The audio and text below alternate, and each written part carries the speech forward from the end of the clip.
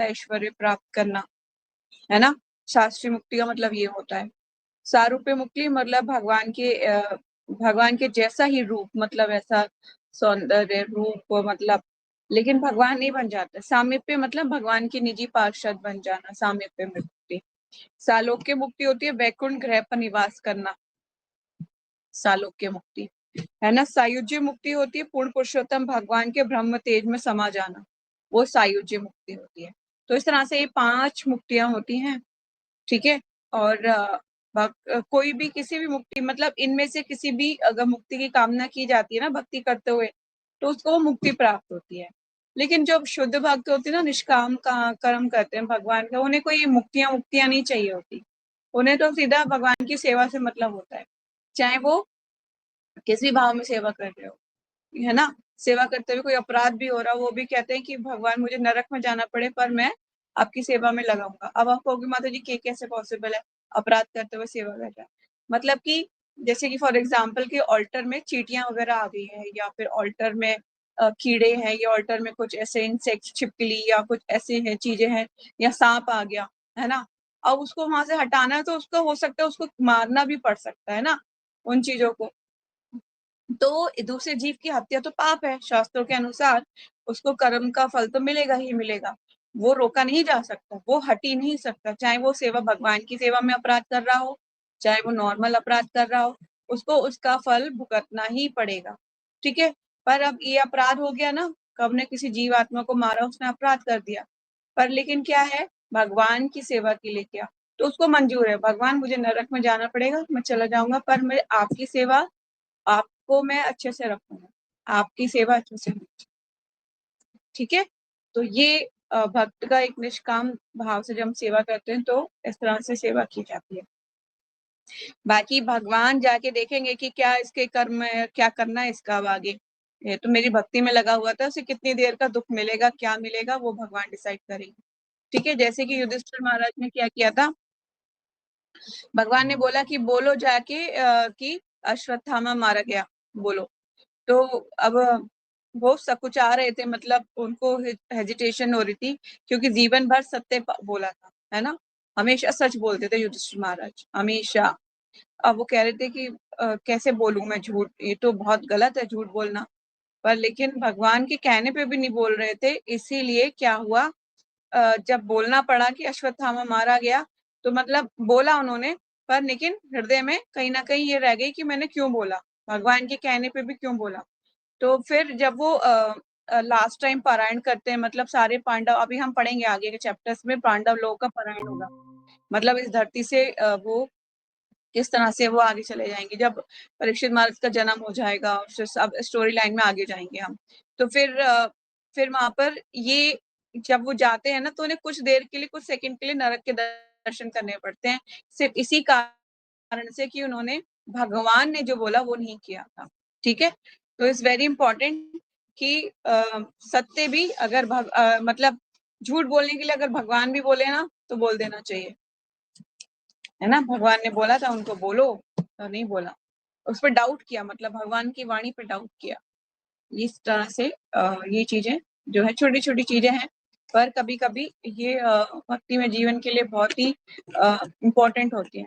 अब देखिए, इसे मैंने बताया था आपको कि झूठ कहाँ बोलना है, या तो किसी का जीवन की रक्षा हो रही है ना, किसी के जीवन की रक्षा हो रही है, वहां पे झूठ अलाउड है। भगवान की सेवा करनी है आपको, और वहां पर सेवा करनी है भगवान की, वहां पे आप झूठ बोल सकते हो।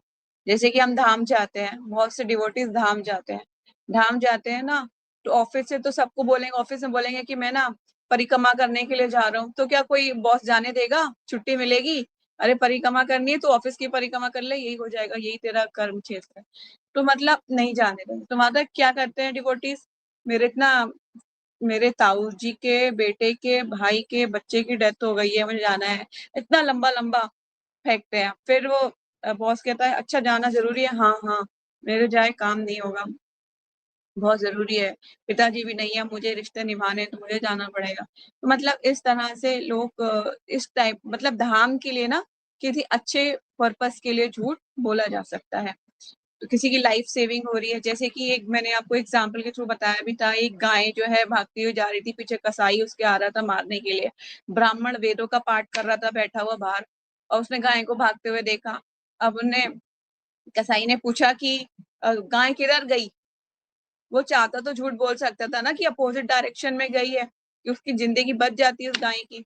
पर क्या बोला उसने कि गाय इस दिशा में गई है। सच बोला कि मैं सत्य का पालन करूंगा, मैं तो ब्राह्मण हूँ।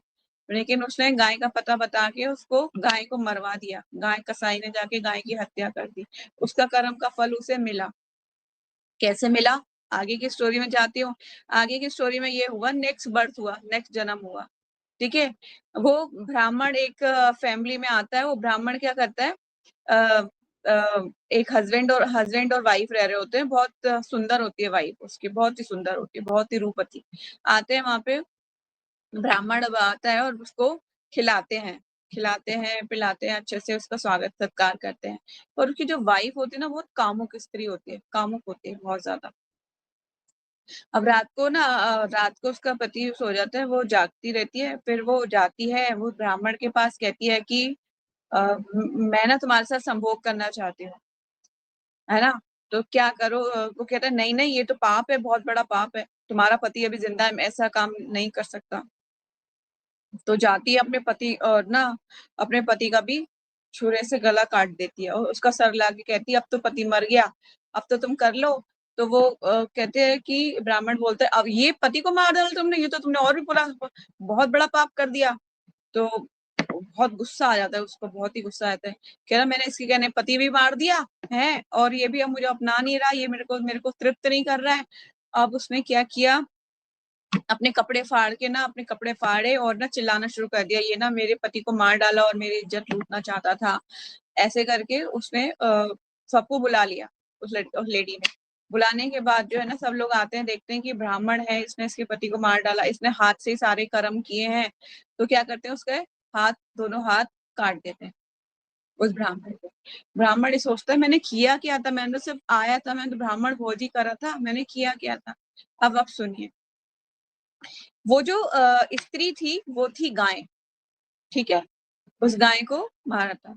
वो जो ब्राह्मण था ना, वो जो ब्राह्मण जिसने उसका एड्रेस बताया था, वही ब्राह्मण जो है जिसके हाथ कटवाए ना, जिसके हाथ कटवाए वो था। ठीक है, और जिसका उसने गला काटा वो कसाई था। ठीक है, तो अगले जन्म में इस तरह से कर्म का उसको फल मिला उस ब्राह्मण को। तो कहने का मतलब ये है कि ऐसा नहीं है कि आपके किसी भी कृत्य का आपको फल नहीं मिलेगा।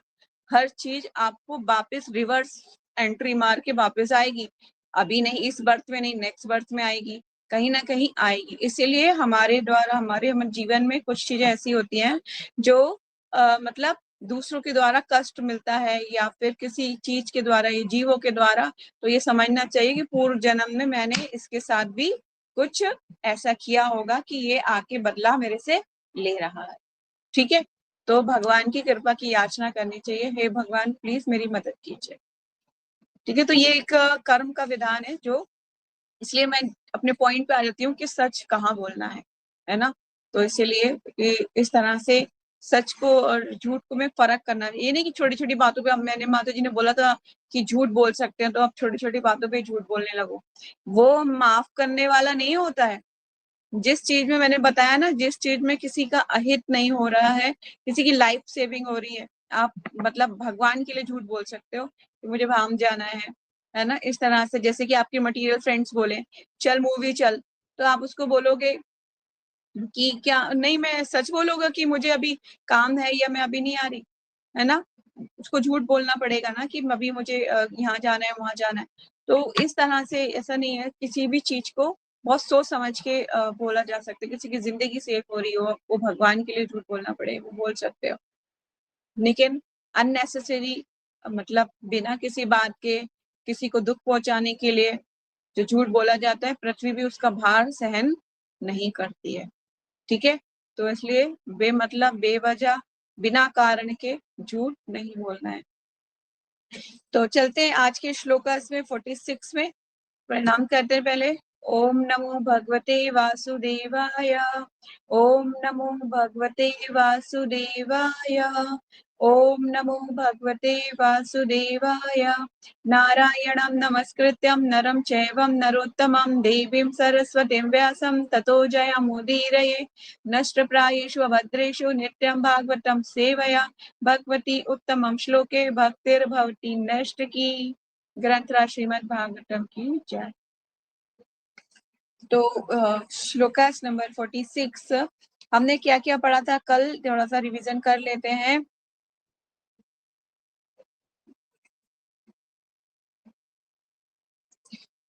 अब जो है भीष्मदेव का पलायन इस संसार से हो चुका है, ठीक है। उन्होंने और भगवान को देखते देखते उन्होंने अपने प्राण निकाले और आसमान से ऊपर के लोगों से क्या होने लगा, फूलों की वर्षा होने लगी उनके ऊपर, नगाड़े बजने लगे, ठीक है। और कुछ राजाओं ने उनका सम्मान आदर्श प्रदर्शित किया। तो यहाँ पर हमने भीष्मदेव की कथा को संपूर्ण करा। तो इसमें जो भीष्मदेव की स्तुतियां हैं बहुत सुंदर है। यहाँ पर भी वो भगवान पर अपना किस तरह से ध्यान एकाग्र करते, एक योद्धा के रूप में क्या उनकी भगवान के साथ उनका क्या आदान प्रदान रहा, वो बहुत सुंदर था। बाकी अब हम नेक्स्ट स्टोरी लाइन में जाएंगे, पहले थोड़ा सा इसको कंप्लीट कर लेते हैं, चैप्टर कंप्लीट हो जाएगा, ठीक है। शिला प्रभुपाद शिला गुरुदेव की जय।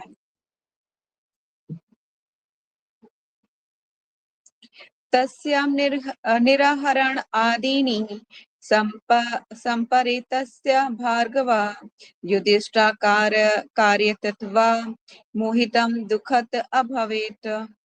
तस्य उसका निर्हरण आदिनी दाह संस्कार समय संपरे तस्य मृतदेह का भार्गव हे भृगुवंशी युधिष्ठिर महाराज युधिष्ठिर कार्य तत्व संपन्न करके मुहूर्तम क्षण भर के लिए दुखी अभक्त हुए।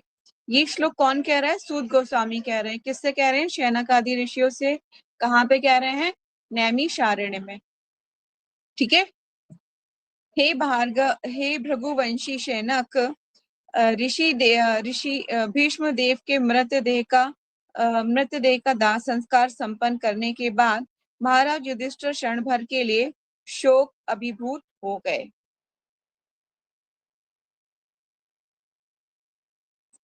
तात्पर्य जगत गुरु श्रीला प्रभुपाद जी की जय। भीष्मदेव न केवल महाराज युधिष्ठिर के परिवार के मुखिया थे, अपितु एक महान दार्शनिक और उनके भाइयों एवं माता के लिए भी मित्र भी थे। चूंकि वे सबसे ज्येष्ठ युधिष्ठिर समेत पांचों पांडवों के पिता महाराज पांडु मर चुके थे, अतएव भीष्मदेव ही पांडवों के सर्वाधिक वत्सल पितामह और विधवा पुत्रवधु कुंती के संरक्षक थे, ठीक है। यद्यपि महाराज युधिष्ठिर के ताऊ महाराज धृतराष्ट्र उनकी देखरेख के लिए जीवित थे, लेकिन उनका स्नेह सबसे ज्यादा ज्येष्ठ दुर्योधन आदि अपने 100 पुत्रों की ओर अधिक था। किसका? धृतराष्ट्र का। अंततोगत्वा पांचों पितृविहीन भाइयों को हस्तिनापुर राज्य के अधिकार से वंचित करने के लिए षड्यंत्र रचा गया।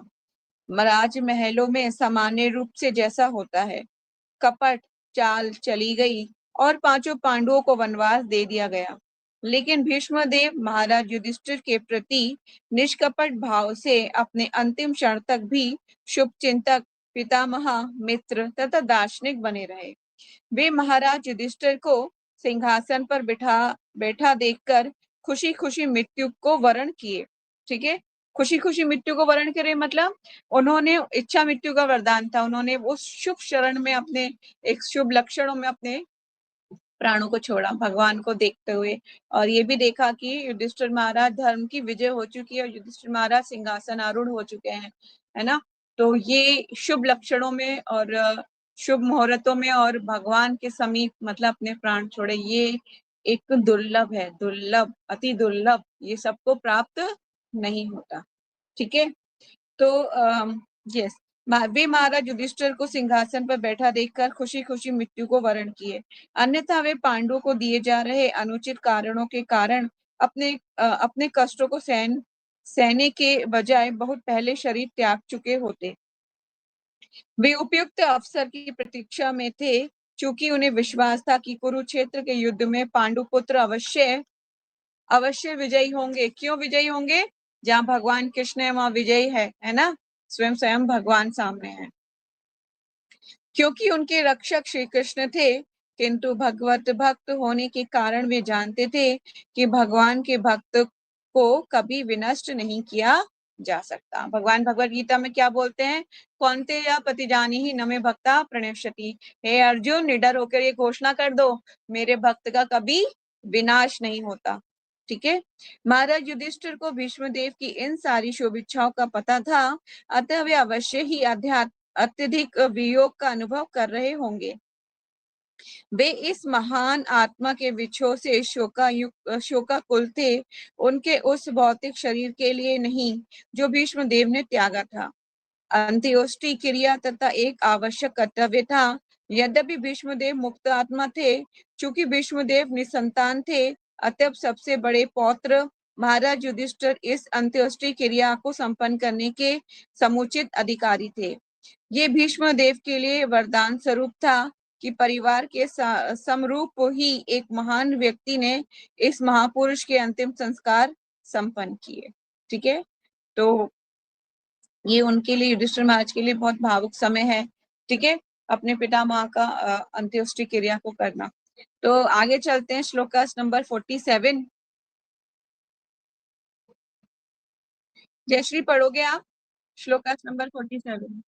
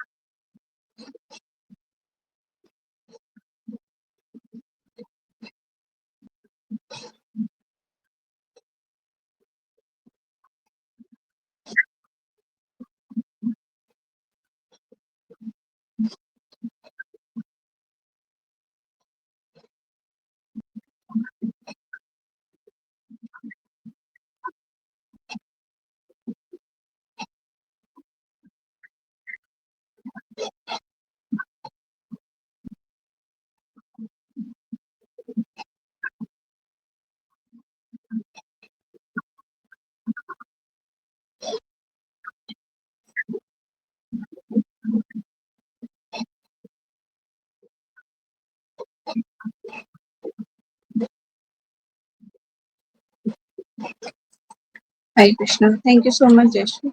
यहाँ पर अब आगे क्या हुआ, आगे बता रहे हैं कि समस्त जो मुनि वहां पर उपस्थित थे, जो लोग भी आए हुए थे ना, उनमें से बहुत कुछ श्रेष्ठ मुनि भी थे, है ना, आश्रम कहते हैं ना, ब्राह्मण।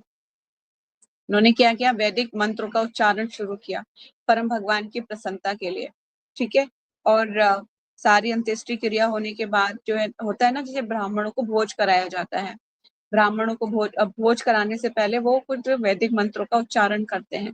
वैदिक मंत्रों के उच्चारण सारे कुछ भगवान पे ही है ना, भगवान की ही तृप्ति के लिए, भगवान की प्रसन्नता के लिए पढ़े जाते हैं। उन्होंने वो सारे मंत्रों का पाठ किया और इससे भगवान प्रसन्न हुए। उसके बाद वो अंत्येष्टि क्रिया संपन्न होने के बाद सब लोग अपने अपने आश्रमों को लौट जाते हैं। ठीक है।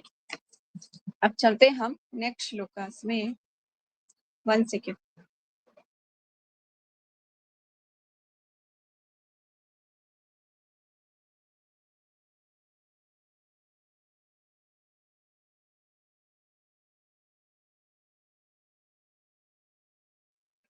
हरे कृष्णा। चलिए चलते हैं नेक्स्ट श्लोकास में। श्लोकास नंबर 48। ततो युधिष्ठिरो गत्वा सह कृष्णो गजावहं पित्रा सन्तवायां गन्धारी च तपस्विनीं।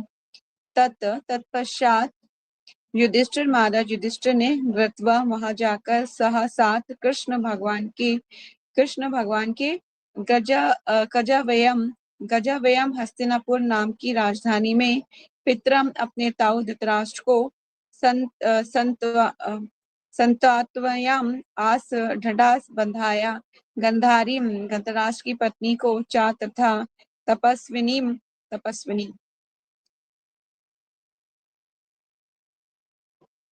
तत्पश्चात महाराज युधिष्ठिर भगवान श्री कृष्ण के साथ तुरंत ही अपनी राजधानी हस्तिनापुर लौट गए।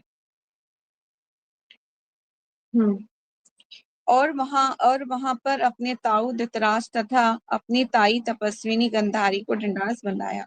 क्या जरूरत थी ढंढास बंधाने की, पता है आपको? क्योंकि उनके सारे पुत्रों को मार दिया था। अब वो शोकायुक्त थे, मतलब शोक में काफी कहते थे, अपने प्रिय पुत्रों को खोने के बाद शोक में शोकायुक्त थे, मतलब विलाप कर रहे थे। चलते हैं तात्पर्य में। धृतराष्ट्र तथा गंधारी दुर्योधन आदि 100 भाइयों के माता पिता थे और नाते में वे महाराज युधिष्ठिर के ताई लगते थे। कुरुक्षेत्र के युद्ध के बाद अपने सारे पुत्र पौत्र को खो देने की ये यशस्वी दंपति महाराज युधिष्ठिर के संरक्षण में था। वे इतने अपार स्थिति से उत्पन्न कष्ट से घोर संतप्त थे और तपस्वियों का सा जीवन बिता रहे थे। धृतराष्ट्र के चाचा भीष्मदेव की मृत्यु उन राजा रानी के लिए दूसरा गहरा आघात था। अतएव उन्हें महाराज युधिष्ठिर को संतावना की आवश्यकता थी। महाराज युधिष्ठिर को अपने कर्तव्य का ज्ञान था। अतएव वे कृष्ण सहित तुरंत उस स्थान पर पहुंचे और शोकाकुल धृतराष्ट्र को दया में शब्दों से अपनी और भगवान की ओर से संतावना दी। यद्यपि गंधारी आज्ञाकारिणी पत्नी तथा दयालु माता का जीवन बिता रही थी, लेकिन वे शक्तिमान तपस्विनी भी थी। ये भी कहा जाता है कि उन्होंने अपने पति के अंधत्व के कारण स्वेच्छा से अपनी आंखें बंद कर रखी थी। पत्नी का कर्तव्य, यहाँ पे कुछ पत्नी का कर्तव्य बताया जा रहा है, मैं इसको बाद में एलोबरेट करूंगी। पत्नी का कर्तव्य है कि पति का 100% अनुगमन करे और गंधारी इतनी पतिपरायण थी कि वह अपने पति के निरंतर अंधत्व में उनका अनुगमन करती रही। अतः वे अपने कार्यों में महान तपस्विनी थी। इसके अतिरिक्त अपने 100 पुत्रों पौत्रों के सामूहिक वध से उन्हें अवश्य ही गहरा आघात लगा होगा, जो किसी भी स्त्री के लिए दुरत्तर है। लेकिन उन्होंने तपस्विनी की भांति ये सब कुछ सह लिया। स्त्री होते हुए भी गंधारी का चरित्र भीष्म से किसी तरह कम नहीं था। ये दोनों महाभारत में सुप्रसिद्ध चरित्र हैं। ठीक है, तो एक पत्नी का क्या कर्तव्य है, इस पे भी हम थोड़ा डिस्कस कर लेते हैं।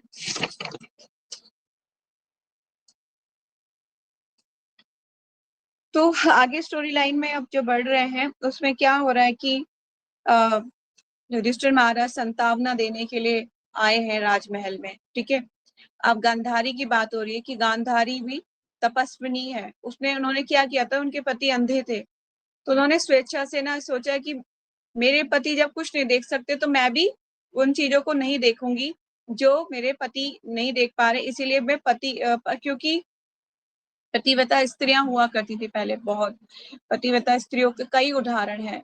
कौन कौन से उदाहरण हैं? माता पार्वती पतिव्रता स्त्री है, माता लक्ष्मी पतिव्रता स्त्री है, माता सरस्वती पतिव्रता स्त्री है, और देवी अनसुईया पतिव्रता स्त्री है, माता सीता पतिव्रता स्त्री है ना।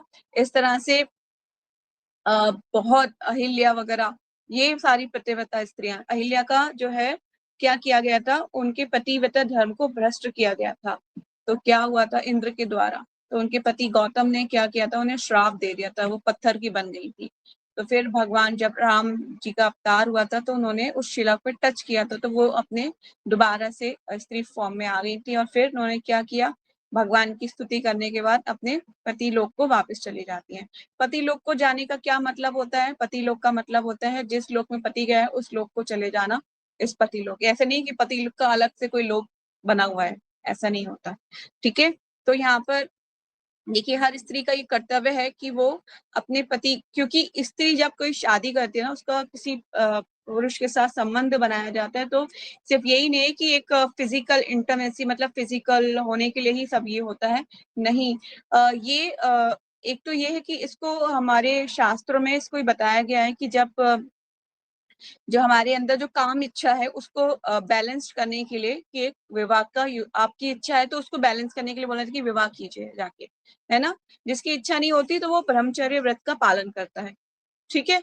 लेकिन जिनकी जो अपनी काम इच्छाओं को मतलब कंट्रोल में नहीं कर सकते, तो उनको बोला जाता है कि अविवाह करिए और अनुशासन से रहिए, कुत्ते बिल्लियों के जैसे मत करिए, जैसे कुत्ते बिल्ली सड़क पे कहीं पे भी हो जाते हैं शुरू, तो उस तरह से उसको बोला गया कि बैलेंस्ड करके रहिए, ठीक है। और उसके बाद आगे के कर्तव्य शुरू होते हैं। जब कोई 7 फेरे होते हैं ना, किसी लड़की के 7 फेरे जब होते हैं, कुछ वचन जो होते हैं लड़की खुद देती है और कुछ वचन जो होते हैं लड़का देता है, ठीक है। तो उसमें क्या होता है, पति जो बोलेगा आपको वो करना है, उससे बिना पूछे आप अपने घर में पैर भी नहीं रख सकते, अपने मैके नहीं जा सकते, जब तक वो आपको परमिशन नहीं दे देगा आपके घर जाने की, आप अपने घर नहीं जा सकते, ठीक है। आपको कहीं पे भी जाना है, कुछ भी करना है, आपको फर्स्ट परमिशन अपने पति से लेनी ही लेनी पड़ेगी। ऐसा नहीं कि आप स्वतंत्र हो, उस टाइम पे आप स्वतंत्र नहीं घूम सकते कि जहाँ मेरा मन है मैं स्वतंत्र विचरण करूं, मुझे यहाँ तक कि धाम भी जाना है ना आपको, तो भी आपको पति की परमिशन चाहिए ही चाहिए। मोस्ट ऑफ द टाइम ये बोला जाता है कि आपको धाम जाना है तो पति पत्नी को साथ में जाना चाहिए। क्यों? क्योंकि धार्मिक कृत्य के लिए स्त्री और पुरुष साथ में बैठते हैं। जिस तरह से जैसे कोई यज्ञ अनुष्ठान किया जाएगा, पहले लड़की को जैसे ही लड़की किसी वेदी पर बैठेगी, तो वेदी पर बैठेगी, उसको पहले पुरुष के राइट साइड बिठाया जाएगा, जो लगा होगा उसके राइट साइड बिठाया जाएगा, क्योंकि अभी वो उसकी पत्नी नहीं बनी है। जब तक उसके फेरे हो जाते हैं, फेरे होने के बाद वो वाम अंगी कहलाती है, तो उसको लेफ्ट साइड बिठाया जाता है, ठीक है। इसलिए और दूसरा, पति की सारी इच्छाओं का जो भी इच्छाएं होती है उसके कहने से पहले ही पूरा करना पड़ेगा। ये नहीं कि वो बोलेगा कि मुझे भूख लग रही है, तुमने खाना नहीं बनाया, उससे पहले ही आपको सब कुछ करके रखना पड़ेगा।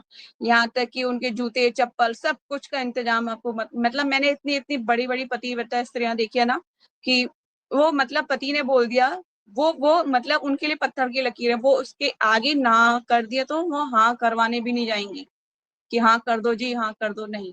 ना कर दिया तो मतलब उसी को ही ना ही हो गया, हाँ हो ही नहीं सकता, ठीक है। तो मतलब बहुत ही, इससे क्या होता है, जो स्त्री अपने पतिव्रता धर्म का पालन करती है ना, वो जहां भी पैर रखेगी वो सारा ऑस्पिशियस हो जाएगा।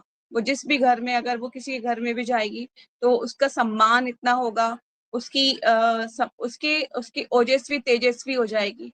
और वो बहुत ही, मतलब कहते हैं कि भगवान देवतागण भी आके उसके चरणों में प्रणाम करते हैं। मैंने आपको बताया था स्टोरी, जिसमें क्या होता, माता अनसुईया ने क्या किया था, ब्रह्मा विष्णु महेश को बच्चा बना दिया था, मैंने बताया था ना वो स्टोरी आपको। तो कैसे बनाया था, पतिव्रता धर्म का तेज के कारण, उनकी योग शक्ति के कारण, ऐसे ही नहीं होता, ठीक है। क्योंकि उनकी क्योंकि देवी जो त्रिदेवियां हैं, जैसे कि लक्ष्मी है ना, पार्वती सरस्वती, 3 देवियां हैं, तो उन्होंने बोला कि हम सबसे बड़ी पतिव्रता हैं। तो माता अनसुई की परीक्षा लेने के लिए उन बोला गया था, तो ब्रह्मा विष्णु महेश आए थे, ऋषि की एक मुनि मुनि ब्राह्मण बन के आते, मैंने बताया था ना आपको, याद है सबको स्टोरी वो।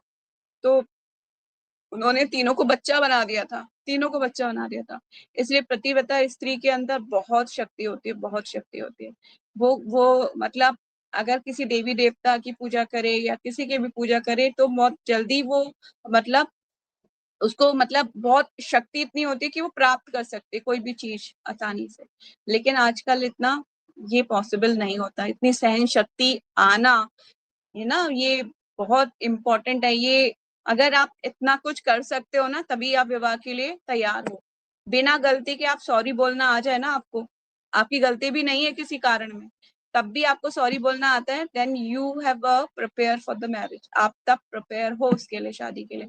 अदरवाइज ना उससे पहले शादी नहीं करनी चाहिए। जब तक आपका ईगो आगे आ जाएगा ना, जब तक आपका ईगो आ गया, आपकी अहम कि मैं सुप्रीम हूँ, मैंने भी तो पढ़ाई करी है, मैं भी तो कमाती हूँ, मैं भी तो ये करती हूँ, जब तक ये आगे आ जाएगा ना, तो आपका गृहस्थ लाइफ कभी भी अच्छे से नहीं चलने वाला। आप ना शादी के बाद, जैसे आजकल डिवोर्स के केसेस क्यों बढ़ गए हैं, वो इसीलिए बढ़ गए हैं क्योंकि सहन शक्ति बिल्कुल जीरो हो चुकी है, जीरो। वो उनको लगता है कि मैं सेल्फ डिपेंड हूँ, मैं सब कुछ कर सकती हूँ, मुझे इनकी जरूरत नहीं है। तो फिर विवाह ही क्यों किया था, विवाह करने की क्या आवश्यकता थी, है ना? जब विवाह किया है तो उसके नियम कानून पहले समझ लो, उसको पालन करो, ये इम्पोर्टेंट है। तो इस पतिव्रता स्त्री का ये कर्तव्य होता है कि वो अपने पति के अनुसरण करे, जो वो कह रहा है उसको माने, समझे। इसीलिए गंधारी ने क्या किया, उन्होंने कहा कि मेरे पति नहीं देख सकते, तो मैं भी अपनी आंखों पे पट्टी बांध लूंगी, मैं भी उन शुभ चीजों को नहीं देखूंगी, मैं भी इस संसार को नहीं देखूंगी, क्योंकि मेरे पति अंधे हैं तो मैं भी। मतलब इस तरह की पतिव्रता स्त्रियां होती थी। तो लेकिन यहाँ पर उनके कैरेक्टर पे थोड़ा सा डाउट इसलिए किया गया, उंगली उठाई जाती है थोड़े से, क्योंकि उन्होंने अपने पति को गलत करते हुए समझाया नहीं। एक स्त्री का ये भी धर्म होता है कि वो अगर पति गलत कर रहा है तो वो अपना कर्तव्य का पालन करे और ये बताए कि ऐसे नहीं, ऐसे कीजिए, है ना? ये बहुत इंपॉर्टेंट है। जिस तरह से क्या हुआ था कि रामायण में जो रावण की पत्नी थी, है ना, उन्होंने क्या किया, मंदोदरी ने समझाया था कि आप सीता को लौटा दीजिए, वो बहुत बड़ी सती स्त्री है, आप उन्हें लौटा दीजिए। अगर आपने उन्हें लौटाया नहीं तो इस कुल का विनाश हो जाएगा। उन्होंने अपने कर्तव्य का पालन किया। तो ये एक स्त्री का धर्म है कि वो सही और गलत बताए, है ना, अपने पति को। तो यहाँ पर उनके करेक्टर पे उंगली इसीलिए उठाई गई क्योंकि पांडवों के साथ वो गलत होता रहा और अपने पुत्रों का वो पक्षपात लेते रहे धृतराष्ट्र, और उन्होंने समझाया नहीं कि आप जो है दिमाग मतलब आंखों से तो अंधे हैं ही, आप बुद्धि से भी क्यों अंधे हो रहे हैं, क्यों नहीं देखते, क्यों नहीं समझ रहे कि क्या हो रहा है। आप गलत जानने के बाद भी आप अपने पुत्रों का गलत में साथ दे रहे हैं। तो ये चीज उनके लिए बोली जाती है कि ये चीज उन्होंने अपने इस कर्तव्य का पालन नहीं किया। ठीक है, इसलिए बहुत ज्यादा उनको नहीं वर्शिप की, कुंती महारानी के मुकाबले उनको नीचे ही रखता जाऊं, ऊपर उनका कभी इतना ज्यादा वर्णन नहीं किया जाता। ठीक है, आगे भी हम पढ़ेंगे तो वो क्या होगा कि आगे वन में जाएंगे ये लोग, अपने वानप्रस्थ में जाएंगे तो फिर क्या करेंगे ये दोनों जाके ना तीर्थ तीर्थ तीर्थ यात्रा पर जाएंगे और जाके फिर एक जंगल में रहेंगे, वहां आग लग जाएगी, फिर दोनों दोनों ही जल जाएंगे।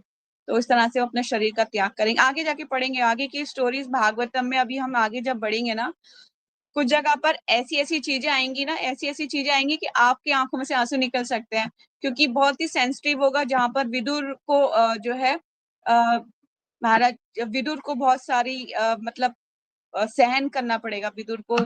बताया जाएगा स्टोरी लाइन में क्या क्या हुआ था विदुर के साथ। वो बहुत ही जब मैंने पढ़ा था ना तो मैं सोची थी हाँ ये सही है कि हमारे रिश्तेदार हमें किस तरह से प्रताड़ना देते हैं, है ना। तो वो आगे जाके हम पढ़ेंगे। अभी पूरी स्टोरी बता दी मैंने आपको तो फिर आपको इंटरेस्ट नहीं आएगा। चलिए श्लोका नंबर 49 जयश्री आप पढ़ोगे, लास्ट एंड को कंक्लूड करते हैं।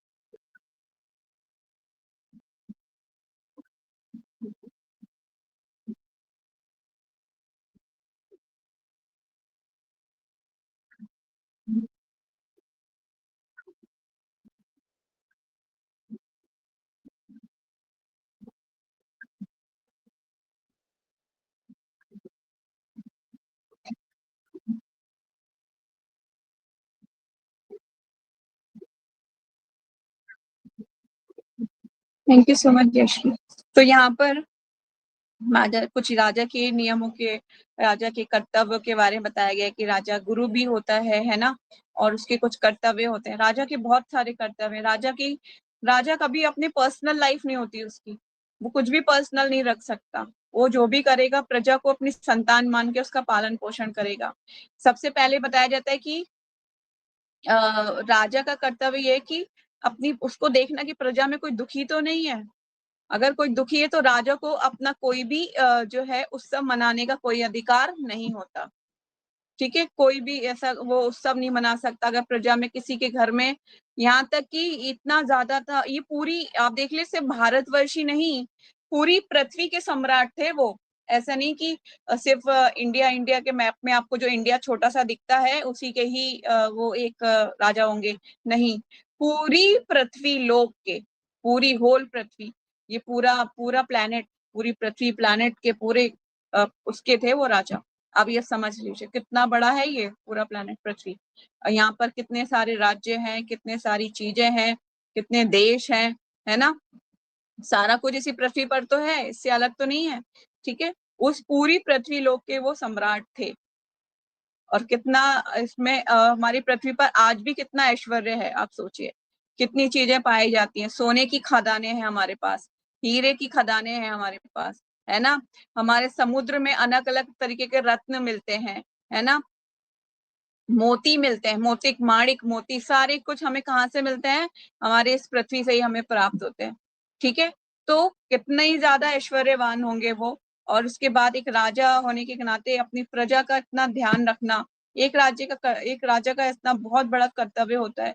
आप ये समझ लीजिए जैसे एक पिता होता है ना घर में, वो घर का इस तरह से पिता का ही कर्तव्य होता है ना कि घर में अगर संतान कहीं भी दुखी है, परेशान है, तो उसकी देखभाल, मतलब अपने को नीचे रख के भी वो करेगा, है ना। कहा जाता है कि माता पिता जब छोटा बच्चा होता है ना, न्यू बॉर्न बेबी किसी का होता है, अगर वो गीला कर देता है बिस्तर, तो पेरेंट्स क्या करते हैं, उस गीले पे सो जाएंगे और बच्चे को सूखे में सुलाएंगे, है ना। इतना त्याग करते हैं माता पिता। एक साल तो मैं कम बोल रही हूँ, कई कई साल ऐसे होते हैं कि खुद जागते हैं, आधी आधी रात, पूरी रात जागते हैं और बच्चे का देखभाल करते हैं। मतलब ये समझ लीजिए न्यूबॉर्न बेबी होता है ना किसी का, उसको पूछेगा कैसा है तुम्हारा लाइफ, तो वो बताएगा हेल हो गई है मेरी जिंदगी, रात को जगता हूँ, दिन में नींद आती है, और दिन में भी सोने नहीं देता बच्चा। मतलब ये हालत होती है।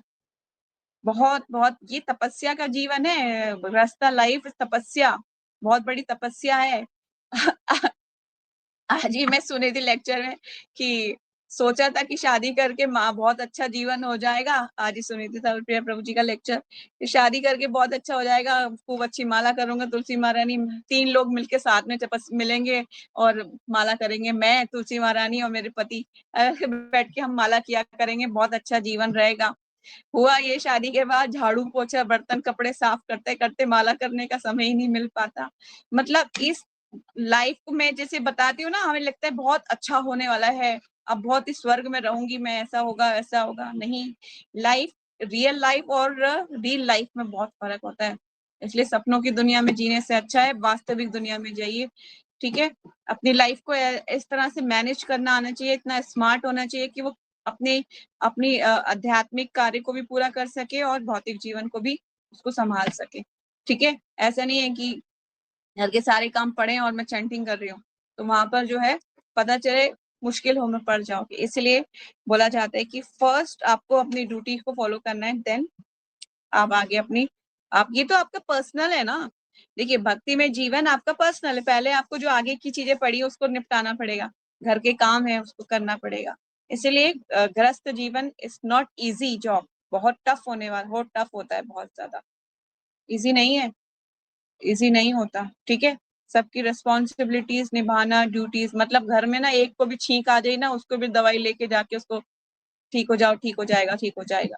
अगर एक को भी बीमारी है ना, तो तुम अपना बर्थडे सेलिब्रेट नहीं कर सकते। घर में अगर कोई बीमार है, बेड बेड पर है और उसको दवाई वगैरह की जरूरत है, तो तुम अपना बर्थडे भी है ना उस डेट पे, तुम्हारा तो बर्थडे भी नहीं सेलिब्रेट, बोल भी नहीं सकते कि मेरा बर्थडे है सेलिब्रेट करो, मैं बर्थडे, मेरा बर्थडे। कहेगा कौन सा बर्थडे, यहाँ पे बीमारी है हमारे घर में, इसको देखो पहले। है ना? कोई ये मतलब छोटे-छोटे सैक्रिफाइस हैं जो हमें करने पड़ते हैं। इसलिए गृहस्थ life is not easy, easy नहीं है, ये तपस्या का जीवन है। ठीक है? आगे चलते हैं। चैप्टर नंबर 10 में अब हम एंटर कर चुके हैं। द्वारका के लिए अभी भगवान प्रस्थान करेंगे। प्रस्थान क्यों करेंगे? अब सब काम भगवान ने पूरे कर चुके हैं, है ना? सारे काम कुंती महारानी ने पहले रोक लिया था, अब रुक गए थे उसके बाद। फिर युधिष्ठिर महाराज को प्रीच किया, युधिष्ठिर महाराज बोलने लगे मैंने मारा कुछ लोगों को, मैंने सैनिकों को मारा। भगवान ने वहां पे भी उनकी प्रॉब्लम को सॉल्व किया। फिर भीष्म देव जो है, भीष्म देव अपने तीरों की शैया पे थे, फिर उनसे बोला कि जाके उनसे उपदेश लो। फिर उपदेश लेने के बाद वो चले गए हैं। अब भगवान जा रहे हैं अपने घर। जब सब काम समाप्त हो जाते हैं तो कहाँ जाते हैं हम? अपने घर वापस जाते हैं ना। तो इसलिए भगवान जा रहे हैं द्वारका, अपने घर वापस। तो भगवान द्वारका के लिए प्रस्थान कर रहे हैं। द्वारका के लिए भगवान श्री कृष्ण का प्रस्थान शैनक उवाचा, शैनक आदि ऋषि पूछ रहे हैं। क्या पूछ रहे हैं? शैनक उवाच हित्वा स्वरिक्ता स्पर्धा आतति आततिन युधिष्ठिर धर्मभृतां वरिष्ठं सह अर्जुने पृतवरुधः भोजना कथं प्रवृत्तं किम आकर्षत ततः शब्दार्थ पढ़ लेते हैं। शैनक उवाचा, शैनक ने पूछा, हित्वा वध करने के बाद स्वरिक्त वैद पृथक संपत्ति स्पर्धा छीनने की इच्छा से आतताई युधिष्ठिर, राजा युधिष्ठिर धर्म भृताम, धर्म का पालन करने वालों का वरिष्ठ सबसे बड़ा सह अनुज है, अपने छोटे भाइयों सहित प्रत्यवरुद्ध रोक दिया। भोजन आवश्यकताओं को स्वीकार करना कथम कैसे, प्रवृत्ता लगा हुआ, किम क्या, आकर्षिता संपन्न किया, तथा तत्पश्चात। शैनक ने पूछा, जो महाराज युधिष्ठिर की वैध पृथक संपत्ति को छीनना चाहते थे, उन शत्रु का वध करने के बाद महानतम धर्मात्मा युधिष्ठिर ने अपने भाइयों की सहायता से अपनी प्रजा पर किस प्रकार शासन चलाया। निश्चित ही वे अपने साम्राज्य का उपभोग मुक्त होकर अनियंत्रित चेतना से नहीं कर सके। तात्पर्य में चलते हैं। महाराज युधिष्ठिर, शिला प्रभुपाद जी की जय। महाराज युधिष्ठिर समस्त धर्मात्माओं में श्रेष्ठ थे, अतः वे साम्राज्य का भोग करने के लिए अपने चचेरे भाइयों से लड़ने के लिए तैयार नहीं हो रहे थे। वे सही प्रयोजन के लिए लड़े, क्योंकि हस्तिनापुर का राज्य उनकी वैध पैतृक संपत्ति था और उनके चचेरे भाई उसको हड़पना चाह रहे थे।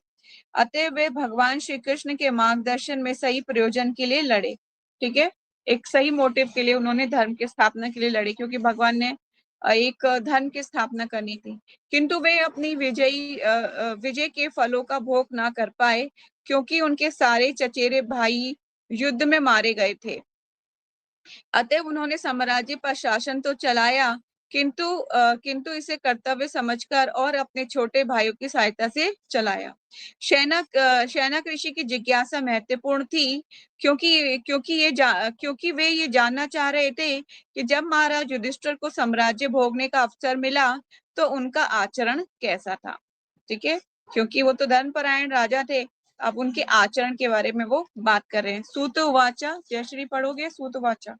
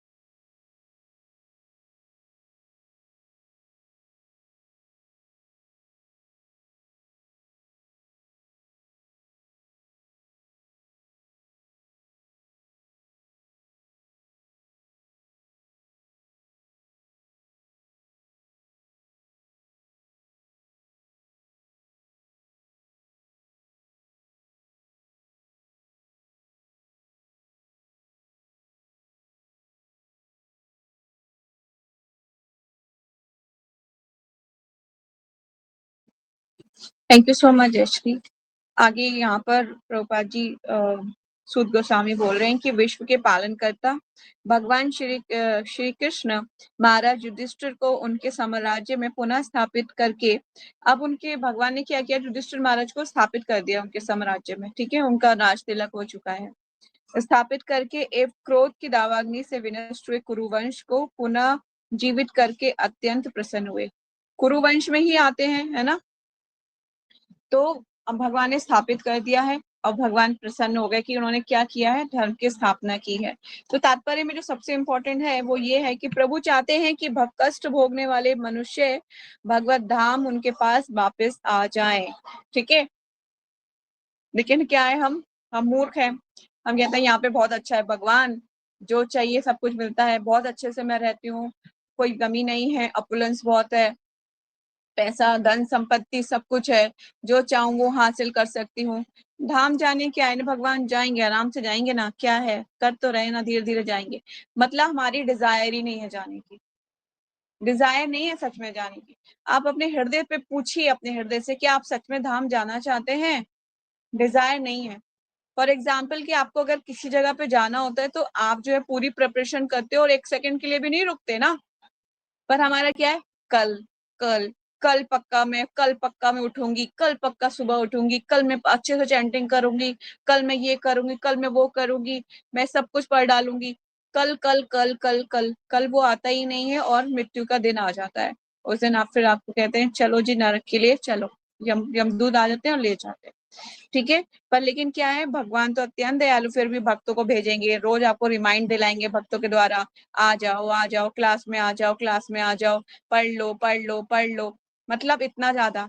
क्या मुझे एक चीज बताइए, क्या इससे भक्त लोग जब आपको बोलते हैं कि आ जाओ क्लास में पढ़ लो, क्या उसका कोई फायदा हो रहा है आपके उससे? नहीं।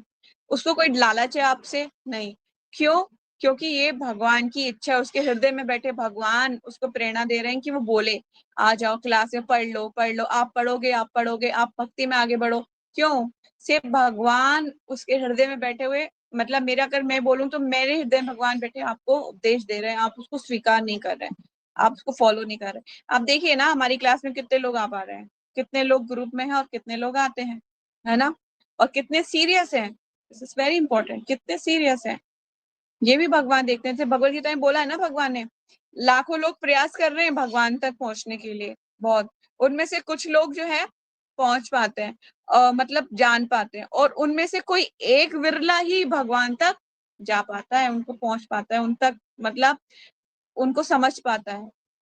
एक मतलब 1000 में से कुछ, फिर पहले छटाई होती है ना, छटाई, पहले कुछ छटाई करते हैं, तो छटाई में से क्या है कि जैसे कि 100 लोग हैं, 100 लोग में से क्या हुआ कि 50 लोग जो है बहुत जाना चाहते हैं धाम। उस 50 में से भी कोई एक ही इंसान सीरियस है, बहुत ही कम रेशो है जाने के लिए, मतलब धाम जाने का रेशो बहुत कम है। इसलिए उस रेशो को, हमारी इंटेंस डिजायर नहीं है धाम जाने की, इसलिए उसको बनाना है रोज रोज रोज करके। कभी क्या है, भवरोग है ना, जिसे जिसे हृदय से मैंने बोला है कि चैंटिंग कीजिए, भगवान तुलसी महारानी के पास बैठ के इंटेंस चैंटिंग कीजिए। एक बच्चे से रोते रोते पुकारता है ना अपने पिता को, इस तरह से, क्योंकि इस संसार ना दुखों का घर है। इसलिए मैंने बोला है कि दुख आने बहुत जरूरी है हमारी लाइफ में, दुख नहीं आए ना तो बहुत ही खराब लगेगा। जिस तरह से आप किसी कोई डिश बनाओ तो अगर उसमें मिर्ची ना डालो तो कैसे गंदी लगता है वो खाने में, मीठा मीठा सा स्वाद आता है, ठीक है ना। इस तरह से दुख का होना बहुत ज्यादा, दुख ना होंगे ना तो मतलब हम भगवान को ही पुकारेंगे ही नहीं, भगवान के भगवान बहुत अच्छा है, सब कुछ बहुत अच्छा है, क्योंकि दुख ही नहीं है हमारे पास, इसलिए दुख का होना। इसलिए कुंती महारानी बहुत स्मार्ट है, उन्होंने बोला भगवान दुख दे दीजिए, दुख दीजिए। और हम लोग दुख की कामना नहीं करते, भगवान दुख मत देना, बाकी सब कुछ दुख दिया ना तो कल से माला नहीं करूंगी पक्का, कल से माला वाला सब छोड़ दूंगी। मतलब इस तरह से हम भगवान से अपनी डीलिंग करते हैं तो वो बहुत गलत डीलिंग है। तो प्रभु चाहते हैं कि कष्ट भोगने वाले मनुष्य भगवत धाम उनके पास वापस आ जाएं और तीनों भौतिक तापों से मुक्त हो जाएं। तीन तापों के बारे में मैंने पहले ही बताया है, आदि देविक, आदि भौतिक और आदि आध्यात्मिक कष्ट। भौतिक कष्ट हमें भौतिक कैसे मिलते हैं, दूसरे जीवात्माओं से जो हमें कष्ट मिलता है, मतलब कोई दूसरा आता है और आपको गलत बोलता है तो वो हमें भौतिक कष्ट है, या फिर कीड़ा कोई काट जाए या सांप काट जाए से, ये आदि जीवात्माएं है ना कोई, तो दूसरे जीवों से जो मिलता है हमें, ये आदि भौतिक कष्ट होता है। आदि आध्यात्मिक कष्ट जो हमारे मन के द्वारा हमें मिलता है, हमारा मन कभी अचानक से बेकारण भी, आप देखा होगा, कभी दुखी हो जाता है, कोई कारण नहीं है, फिर भी मन दुखी दुखी है, क्योंकि मेरे मन के मुताबिक कुछ कार्य नहीं हो रहे, ऐसा होता है ना, जो मैं चाहती हूँ वो हो नहीं रहा, इसलिए हमारा मन दुखी है। अब तीसरा होता है आदि दैविक कष्ट, जो अभी आपके सामने सारा एग्जाम्पल है ही, आदि दैविक कष्ट शुरू हो चुके हैं, है ना, आंधी तूफान बारिश, ये सब आदि दैविक, भूकंप भी आएगा, सब कुछ होगा इस पृथ्वी पर, ठीक है। तो ये आदि दैविक कष्ट, तो ये त्रितापों के द्वारा मनुष्य अफेक्टेड रहता है। तो भगवान बोले हैं कि वे और तीनों तापों से वो मुक्त हो जाए, सृष्टि की सारी योजना यही प्रयोजन के लिए बनाई गई है, लेकिन वे चेतता नहीं, मतलब उसको होश नहीं आता, वे भगवान की माया शक्ति द्वारा दिए गए कष्टों को इस संसार में भोगता है, ठीक है।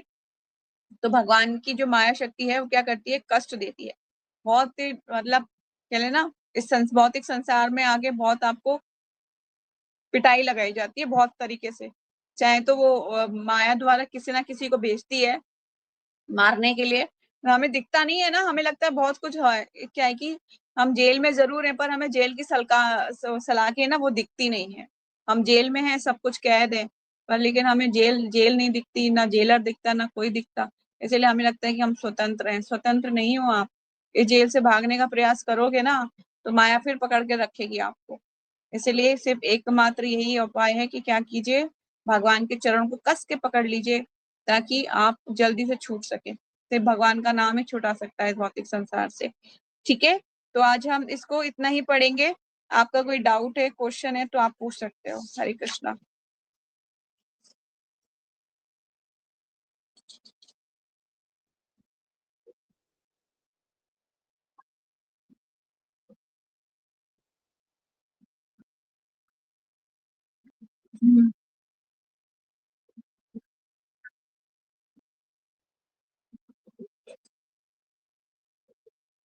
देखिए, पहले कंडीशंस के ऊपर डिपेंड करता है कि क्या कंडीशन है, अगर पति धर्म परायण है और फिर भी वो धाम जाने से आपको रोक रहा है तो आपको मानना ही पड़ेगा, मानना पड़ेगा। क्यों? क्योंकि हो सकता है कि वो सोच रहा हो कि मैं साथ में जाऊंगा, उस टाइम पे नहीं बता रहा आपको, है ना, अभी नहीं जाएंगे हम, अभी मुझे ऑफिस से छुट्टी नहीं मिल रही, हम दोनों साथ में चलेंगे, अभी मत जाओ तुम। तो इस टाइप से अलग अलग कंडीशंस हो सकती हैं कि, लेकिन अगर पति धर्मपरायण नहीं है, वो बहुत रेयर कंडीशन आती है, तब जाके उसकी बात को नहीं फॉलो किया जाता, पर लेकिन मोस्ट ऑफ द टाइम ये बोला ही जाता है कि स्त्री का कर्तव्य है, उसको उसका पालन 100% करना चाहिए। आज भी ऐसी पतिव्रता स्त्रियां मेरे मेरे मैं जिन्हें जानती हूँ जो अपने पतिव्रता धर्म का 101% पालन करती है आज भी, मतलब पति ने बोल दिया कि मतलब तुम धाम जा रही हो, इस तारीख को वापस आना है, इतने बजे वापस आना है, तो उस टाइम पे उतने बजे वापस आएंगी ही आएंगी, इतना ज्यादा रुक नहीं सकता एक सेकंड के लिए भी कहीं, और अगर कहीं जाना भी है तो इतने बजे घर में अंदर होना ही होना है, तो उसके उतने टाइम पे उसके अंदर, उससे पहले ही घर के अंदर आ जाएंगे, इस टाइप से। इट्स वेरी इंपॉर्टेंट, बहुत इंपॉर्टेंट है। और मतलब कि यहाँ तक कि मैंने जो हमारा शिव पुराण है, शिव पुराण में भी माता जो है, हिमवान की पत्नी जो है, वो क्या करती है, माता पार्वती जब विदा कर रही होती है माता पार्वती को, तब वो क्या करती है कि स्त्री धर्म की उन्हें शिक्षा देती हैं कि तुम्हारे पति के साथ तुम रहोगी तो ये जो है रूल्स एंड रेगुलेशन तुम्हें फॉलो करने हैं। जैसे एक माता अपनी पुत्री को विदा करते हुए जो उपदेश देती है ना, वो दे उन्होंने उनको पार्वती जी को दिए थे, इसलिए वो प्रतिव्रत धर्म का पालन कर सके। है तो वो भगवान की ही शक्ति, बहिरंग का शक्ति है, पर क्या है, एक लोकाचार की दृष्टि से विवाह हो रहा है ना भौतिक संसार में, तो उसके नाते उन्होंने उनको सारी शिक्षाएं दी थी।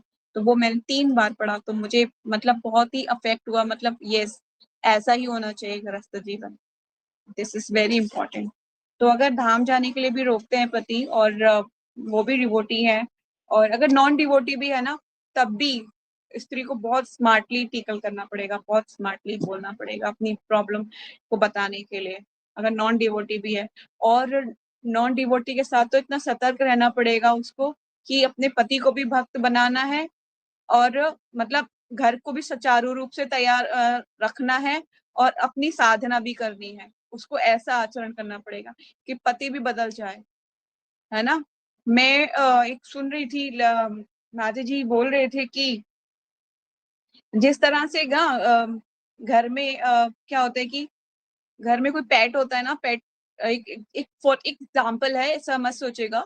एक पेट है होता है, उस पेट अगर कोई पेट होता है, उसको हम जैसे ट्रेन करते हैं वो वैसे बन जाता है ना। ऐसा तो नहीं है कि वो मतलब नहीं बनता, वो सीख जाता है। उसी तरह से ना अपने गृहस्थ लाइफ में भी इतने सुचारू रूप से कार्य करना चाहिए, और आपको जब देखेगा ना आपका हस्बैंड कि आप बहुत अच्छे से अपनी चीजों को कर रहे हो, तो वो सोचेगा हाँ ये मतलब इतनी संतुष्ट, इतना मुझे संतुष्ट करती है और इतनी अच्छी मेरी वाइफ। आपको 100 जगह आपकी बड़ाई होगी, सारे रिश्तेदारों में, आप मतलब हर जगह आपकी ग्लोरीज फैलेगी, कितनी अच्छी से रहती है, घर को इतना अच्छे से रखती है, इतने सारे काम भी करती है, बहुत सुशील भी है, खुद को भी ढक के रखती है, घर को भी समाज मतलब मेरी मम्मा बोलते थे कि अगर कोई स्त्री चाहे तो घर को नरक बना दे, और कोई स्त्री चाहे तो घर को स्वर्ग भी बना सकती है। जरूरी नहीं, वो उसको वो इतनी पावरफुल हो जाती है प्रतिव्रत धर्म का पालन करते हुए कि वो अपने देवी देवता स्वयं उसके घर आते हैं। मतलब यहाँ तक कि देवी देवता खुद उसकी बड़ाई करते हैं, खुद उसके प्रणाम करने के लिए देवी देवता आते हैं। तो बहुत इंपॉर्टेंट है ये। लेकिन कलयुग का प्रभाव इतना ज्यादा है कि बहुत लोगों के बोलने पर इन्फ्लुएंस में, किसी के इन्फ्लुएंस में आके अपनी गृहस्थ लाइफ को खराब कर लेती हैं लड़कियां, जिसके कारण क्या है, आजकल डिवोर्सेस केसेस बढ़ते जा रहे हैं, क्योंकि सहन करना नहीं आता ना, सहन करना नहीं आता, इसलिए इसलिए सहन करना चाहिए आपको। स्त्री को सहन करना ही चाहिए। अपने पति की कोई भी बात है आपको बाद में कीजिए, आप अगर आपको कोई चीज अच्छी नहीं लग रही है आप बाद में बोलिए, धीरे से बोलिए, शांति से बोलिए। पर लड़ाई झगड़े आजकल जो हो रहा है ना, वो सबसे गलत चीजें करती हैं लड़कियां। मेरी मम्मा हमेशा ये चीजें सिखाती थी कि एक स्त्री को कैसे रहना चाहिए, कैसे करना चाहिए। ठीक है, एनी मोर क्वेश्चन?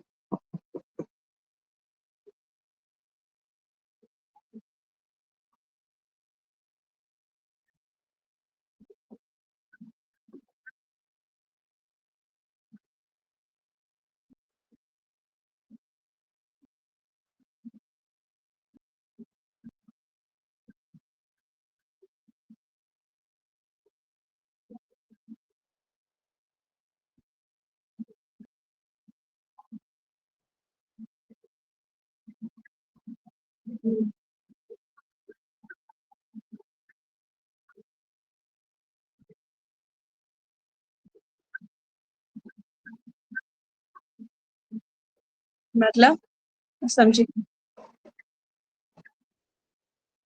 हम्म।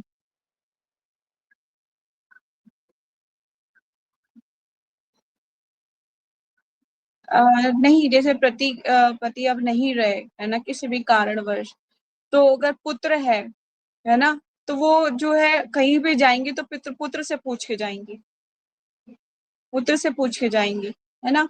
अब संबंध तो देखिए, पुत्र पुत्र माता का संबंध जो है वो अलग तरीके से होता है, अलग ही चीज होती है। पर लेकिन अगर वो कहीं जाएंगी तो अपने पुत्र से पूछ के जाएंगी। वो ऐसे फ्री विल नहीं है उनके पास इस टाइप की कि वो कहीं पे भी जाएंगी, वो वेली घूम रही है, इधर है उधर है, नहीं, अपने पुत्र से पूछ के जाएंगी। It's very important. ठीक है।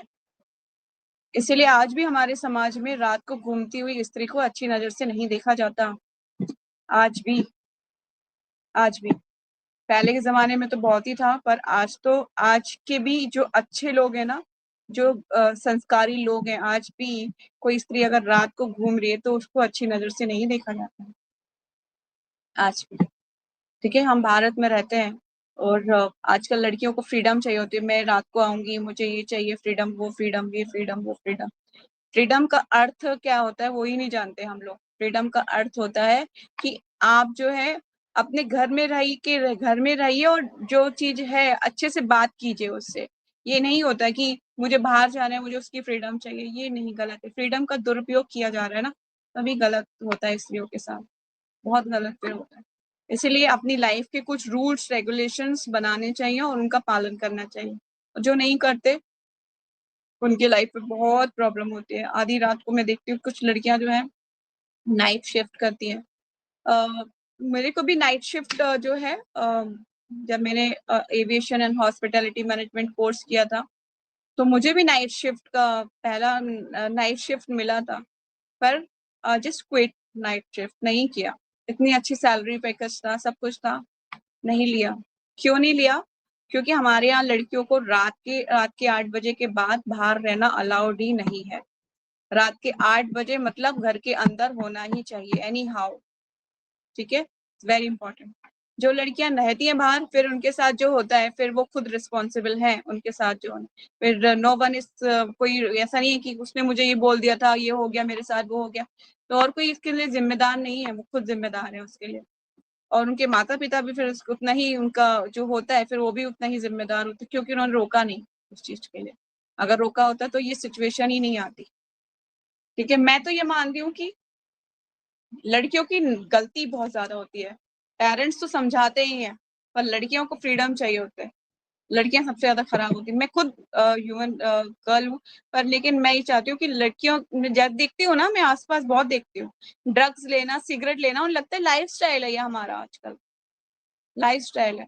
उन्हें पता नहीं कि तुम अपने नरक का द्वार खोल के बैठे हो, आराम से नरक जाने की पूरी तैयारी करके हो, और तुम्हारी लाइफ कितनी बची है वो भी है, बहुत छोटी जिंदगी हो गई, थोड़े दिन बाद तुम मर जाओगे, फिर कुत्ते बिल्ली बनो, सुअर बनो, वहां पे नशा करना जाके। तो मैं देखती हूँ मेरे आसपास ही, बहुत नियर है, बहुत दूर भी नहीं है। गर्ल्स सो, मतलब आजकल की जनरेशन ना, आंखें, मतलब मैं क्या बताऊं कहाँ कहाँ जा रही है, क्या क्या कर रही है, बहुत ही खराब सिचुएशन है। उन्हें कोई फर्क नहीं पड़ता, वो शॉर्ट्स पहन के किसी के लड़के के सामने ही खड़ी होती है, चाहे कोई एजेड हो, कोई अंकल, कोई मतलब ओल्ड एज हो, ओल्ड हो, चाहे वो यंग हो या कोई भी हो ना हो, वो शॉर्ट्स पहनी होती हैं और खड़ी होती हैं, उनको कोई शर्म नहीं होता है। तो बीइंग अ वुमेन, मतलब मैंने पहले ही बोला था कि 3 चीजें ढक के रखनी चाहिए, एक स्त्री, एक धन और एक भोजन। ये चीजें उखड़ी रहेंगी ना, तो समाज में क्या होगा, उधम ही मचेगा। स्त्री अगर कपड़े से नहीं ढकी होगी ना, तो उसका शोषण किया जाएगा, उसको हरेसमेंट, रेप केसेस जो होते हैं सारे ही सब होंगे। अगर भोजन जो है ढक के नहीं रखा गया, तो कीटाणु पड़ जाएंगे उसके अंदर, मक्खियां, कीड़े मकोड़े। अगर धन आपने नहीं ढक के रखा, उसको नहीं संभाल के रखा, तो चोर चुरा के ले जाएंगे, है ना। तो इट्स वेरी इंपॉर्टेंट। तो गर्ल्स को कैसे रहना चाहिए, बहुत ही सतर्क रहना चाहिए, और रूल्स एंड रेगुलेशन, कुछ भी हो जाए घर के अंदर रहिए। 8 बजे से पहले पहले अपने घर के अंदर होना ही चाहिए। मैं बताती हूँ, अगर जो लड़की अगर ऐसे अपने ऑफिस का भी काम होता है ना, जैसे जो लड़की अगर कॉम्प्रोमाइज नहीं करती है ना, ऑफिस वाले भी उनका सम्मान करते हैं, ऑफिस वाले भी, कि मैडम 8 बजे के बाद उनसे कोई इंटरेक्ट नहीं करती, कोई बात नहीं करती है, और टाइम से घर जा, ऑफिस टाइम से पहले आती है, टाइम के पहले, और टाइम होते ही ऑफिस घर छोड़ देती है। ऑफिस ऑफिस वाले भी सम्मान करते हैं उनका, उसका सम्मान नहीं करते जो फ्लेक्सिबल होती हैं लेडीज, जो फ्लेक्सिबल होती है ना, किसी भी टाइम में चले जाते हैं हम, कभी भी ऑफिस का एक्स्ट्रा वर्क है या वर्कलोड है, बैठ गए, नहीं, वो जो फ्लेक्सिबल होती है ना, उनका सम्मान नहीं होता। ये बात बताए, पीछे की बात है, बता रही हूँ मैं आपको। जो लड़के आपस में बात करते हैं ना, वो ये कहते हैं कि इस रिस्पेक्ट करते हैं उसका भी, उस वुमेन का रेस्पेक्ट मिलती है उसको, ये नहीं कि फ्लेक्सिबल वाली की मिलेगी। कहेंगे ये तो कभी भी चली जाएगी, कोई फायदा नहीं है, सिर्फ इतना काम है करा लो, जितना ऑफिस का वर्कलोड है सब दे दो, 9 बजे तक बैठा लो, 10 बजे तक बैठा लो, बैठ जाएगी, कोई नहीं, इसको बोल दो एक्स्ट्रा हम पैसे दे देंगे, इसका जो भी एक्स्ट्रा बनेगा दे देंगे, कोई नहीं। उसकी कोई सम्मान नहीं करते। इसीलिए ना, हमें धन के चक्कर में भागने से अच्छा है कि अपनी लाइफ के रूल्स एंड रेगुलेशंस को मेंटेन करें। ठीक है, धन तो सेकेंडरी है, प्राइमरी आपकी क्या है, आपकी सुरक्षा प्राइमरी है। ठीक है, इट्स वेरी इंपॉर्टेंट। ठीक है, तो आज यही वाइंड अप करेंगे, बहुत टाइम हो चुका है। हरे कृष्णा, प्रणाम, वांछा कल्पा तरुभ्यक्ष कृपा सिंधु एव च पतितानां पावनेभ्यो वैष्णवेभ्यो नमो नमः। अनंत कोटि वैष्णव भक्तवृंद की जय, नामाचार्य दास ठाकुर की जय, जगत गुरु श्रील प्रभुपाद श्रीला गुरुदेव की जय, ग्रंथराज श्रीमद् भागवतम की जय, निताई गौर सीतानाथ प्रेमानंदे। हरि हरि बोल, Hare Krishna. Thank you so much. जय श्री प्रीति, ईशा, हरे कृष्ण।